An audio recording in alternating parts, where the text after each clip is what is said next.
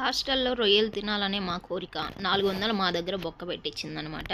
ఎట్టో కట్ట వచ్చినట్టు పెట్టేస్తాం అనమాట. అంటే రొయ్యలు పకోడా చేసుకోవాలని ఆశగా ఉన్నింది.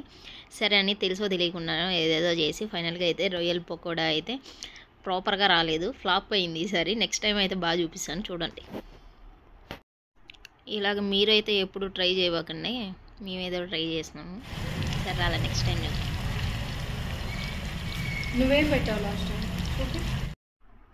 పకోడా టైప్ లేదని ఇంకా కొత్త ప్రయోగం అనమాట. గోబీలాగా చేద్దామనేసి అందుకని ఆనియన్స్ ఇవన్నీ కట్ చేసుకొనేసి దాన్ని అయితే దీన్ని మిక్స్ చేసేసాను అనమాట.